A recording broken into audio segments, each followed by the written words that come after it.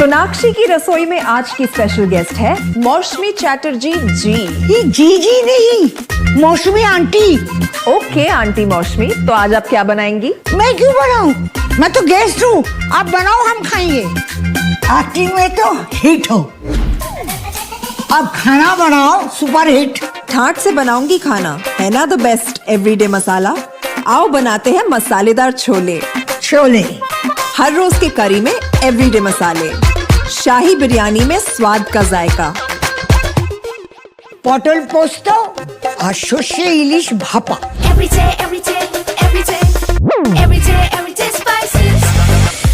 साफ मसाले, खुशबू और प्योर झाग, टेस्ट से भर दे हर जुबान पे स्वाद। एवरीडे मसाले, देश का स्वाद।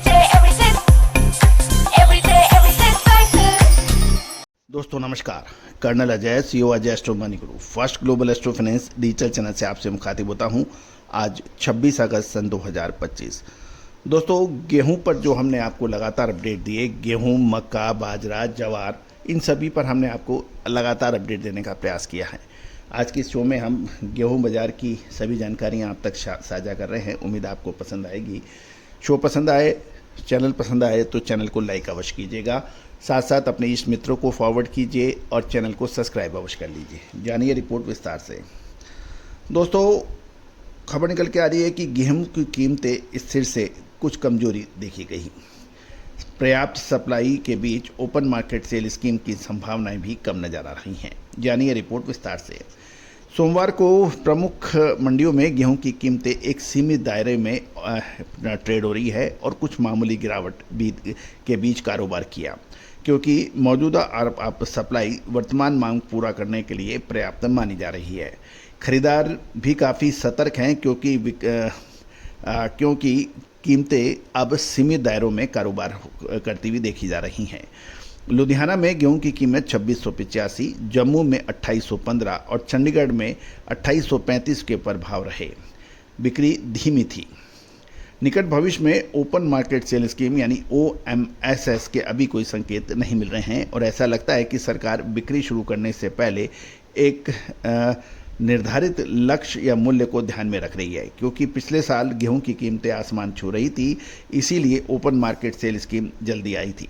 चूँकि दिल्ली में गेहूं की कीमत पिछले कुछ हफ्ते पहले ही 40 से 60 रुपये प्रति क्विंटल घट गई है और वर्तमान में 2840 रुपये प्रति क्विंटल पर स्थिर हैं, इसलिए सरकार द्वारा कीमतों में 40 से 60 रुपये प्रति क्विंटल की वृद्धि होने से पहले OMSS के शुरू होने की संभावना कम नज़र आती है।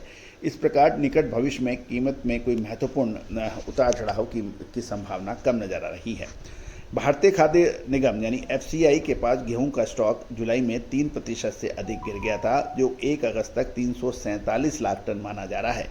मासिक गिरावट के बावजूद स्टॉक बफर स्टॉक के जो निर्धारित मापदंड है उससे काफ़ी ऊपर है और इस अवधि के लिए 4 साल के उच्चतम स्तर पर बताया जा रहा है। जून के बाद ये लगातार दूसरी मासिक गिरावट है, जो कि खरीद ऑपरेशन समाप्त होने के बाद स्टॉक में गिरावट के लिए मौसम के रुझान के अनुरूप है। FCI के जो आंकड़े हैं उसको हम ध्यान से समझें तो केंद्रीय पूल में गेहूं का स्टॉक मंथली आधार पर 3.3% कम था, लेकिन साल दर साल देखें तो ये 29.5% अधिक था, इसलिए अधिक कोई घबराने की बात नहीं है। मौजूदा होल्डिंग 275.8 लाख टन और जबकि 245.8 लाख टन परिचालन स्टॉक और 30 लाख टन रणनीति यानी वॉर रिजर्व सहित बफर की आवश्यकताओं से काफ़ी ऊपर माना जा रहा है। असम और दक्षिण भारत के बाज़ारों में कीमतें असम में 3050 रुपये और दक्षिण भारत में 3090 पर स्थिर बताई जा रही है। खरीदार और विक्रेता दोनों ही धीमे हैं। वर्तमान परिदृश्य को देखें तो निकट भविष्य में गेहूं की कीमतें एक सीमित दायरे में कारोबार करने की उम्मीद लगाई जा रही है, क्योंकि मानसून सीजन होने की वजह से सप्लाई बाधित हो सकती है या उतनी तेज़ नहीं है। दूसरा, अभी कोई बड़ी त्यौहार अभी नज़र नहीं आ रहे हैं और चौमासा शुरू होने से शादी ब्याह भी अभी का सीज़न भी अभी शुरू नहीं है। इन सब को देखते हुए खरीदारी सीमित रह सकती है। अक्टूबर महीने में दिवाली के त्यौहार के लिए अभी काफ़ी समय बाकी है। कुल मिलाकर खरीदारी एग्रेसिव नहीं थी, बिक्री भी धीमी गति से है और वर्तमान परिपेक्ष को देखें तो अभी कारोबार सीमित दायरे में होने की संभावना है। दोस्तों, सितंबर मंथ और अक्टूबर मंथ यानी अगले 2 महीने गेहूं के लिए बहुत महत्वपूर्ण साबित हो सकते हैं। पिछली बार आपको याद होगा लगभग गेहूं के भाव 33-3400 रुपये पे जब थे, जब हमने आपको बेचने की अग्रिम सलाह दी थी, जो कि अक्षरत सत्य साबित हुई थी।